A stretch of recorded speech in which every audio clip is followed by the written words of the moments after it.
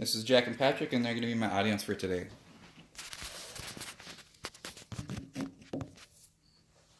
Hello, I'm Wyatt Clover, and today I'm going to talk to you on why I feel lane splitting should be legalized in the United States.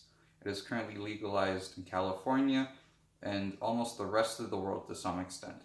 If you don't know what lane splitting is, it's when a motorcycle drives in between lanes of traffic on a highway or interstate that are either stopped or moving very slow. Now, there are two key issues in the United States that I feel lane splitting could fix. The first one being motorcycle safety, and the second being heavy traffic. Now let's start by talking about the two key issues. The first one being motorcycle safety. Currently, in the US, in a study done by Thomas Rice and Laura Troskovich, they found that in 8,000 motorcycle crashes, the ones that weren't lane splitting had a 3.1% chance of receiving a fatal injury. And quite frankly, I find that number being way too high. Now, the second key issue that lane splitting could fix is heavy traffic. Currently, according to Tim Huber, he found that in Los Angeles, the average person spends 81 hours stuck in traffic. Now, that is not time commute, or it's time commuting, that is just time wasted stuck in traffic. Now that you know two of the main issues that we have in the United States, I'll tell you how lane splitting can fix those issues. The first one being motorcycle safety. Now, in California, in the same study done by Thomas Rice and Laura Troskovich, they found that when a motorcycle was lane splitting, their chance of having a fatal injury in an accident was 1.4%, which is less than half as much as the ones that were not lane splitting. And giving a rider an opportunity to double their chance of surviving an accident, I feel, is more than enough to legalize lane splitting.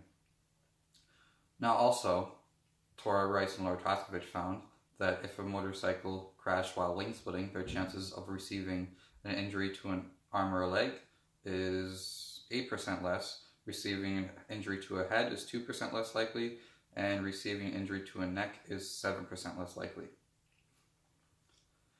And when you take into effect the amount of money that would be spent on medical expenses for those injuries, you'd be saving Americans millions of dollars every year on medical expenses due to motorcycle crashes.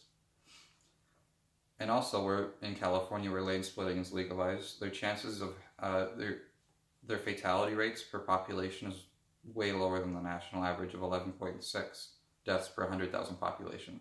California has a 9.2 death per 100,000 population. That's very low considering they have one of the highest motorcycle percentages in the United States.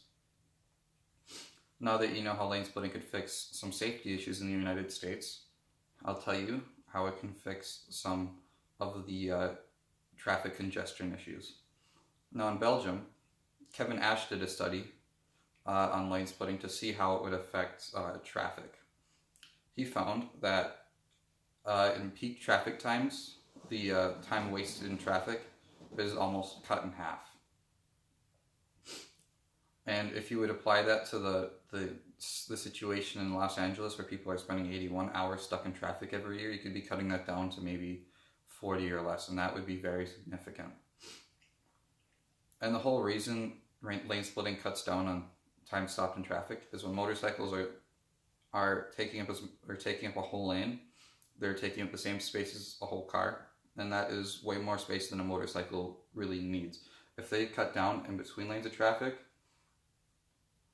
they're opening lanes for cars, and they're essentially taking up no space on the roads. And by legalizing lane splitting, you'd be effectively paving extra lanes on roads at no cost and allowing motorcycles to cut through traffic that's heavily congested. And by doing that, you would be cutting down costs of fuel or wasted fuel, and that would be greatly reducing emissions throughout the world or throughout the United States.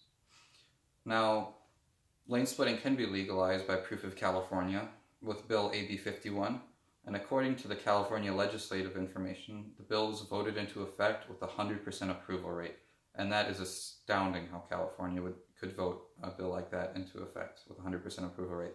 That shows that the rest of the United States would also be willing to do the same thing in order to reduce emissions, increase motorcycle safety, and effectively make roads more effective and cut down that congestion. Thank you.